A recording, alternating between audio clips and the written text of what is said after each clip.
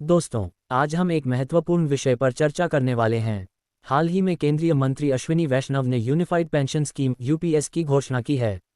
यह नई pension scheme केंद्र सरकार के सभी कर्मचारियों पर लागू होगी। आज की इस वीडियो में हम बेहद सरल भाषा में समझेंगे कि यूपीएस क्या है, इसका उद्देश्य क्या है और कैसे ये पुरानी और नई पेंशन स्कीम से अलग है।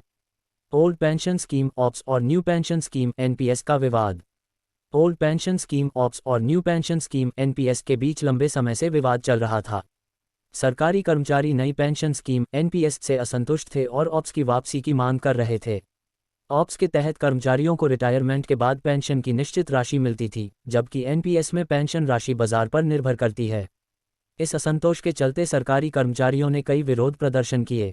इसी को ध्यान में रखते हुए केंद्र सरकार ने एक समिति गठित की थी, जिसकी अध्यक्षता टीवी सोमनाथन जी ने की थी।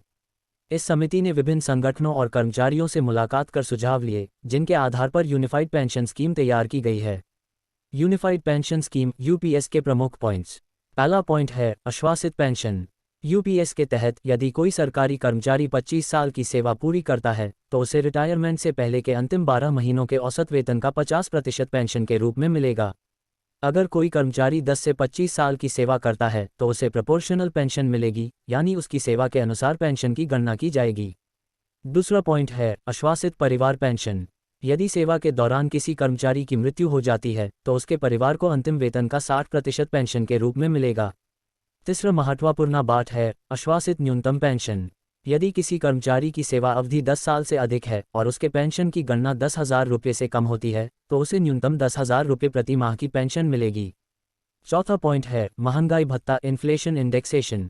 यूपीएस के तहत सभी पेंशनधारकों को महंगाई भत्ते का लाभ मिलेगा, जो औद्योगिक श्रमिकों के अखिल भारतीय उपभोक्ता मूल्य सूचकांक AICPI पर आधारित होगा। पांचवा पॉइंट है लंपसम भुगतान और ग्रेच्युटी। रिटायरमेंट के समय कर्मचारियों को एक लंपसम राशि दी जाएगी, जो उनके अंतिम वेतन और महंगाई भत्ते के आधार पर तय होगी। ये राशि उनके पेंशन से कम नहीं होगी। यूनिफाइड पेंशन स्कीम यूपीएस का लाभ।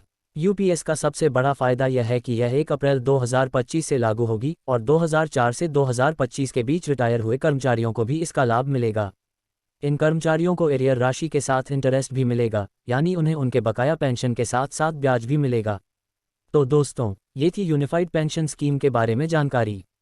अगर आपके कोई सवाल हैं या आप अपनी राय देना चाहते हैं तो कमेंट बॉक्स में ज़रूर लिखें। अगर वीडियो पसंद आई हो तो हमारे चैनल को सब्सक्राइब करें और बेल आइकन दबाएं ताकि आपको हमारी नई वीडियोस की नोटिफिकेशन सबसे पहले मिले। धन्यवाद।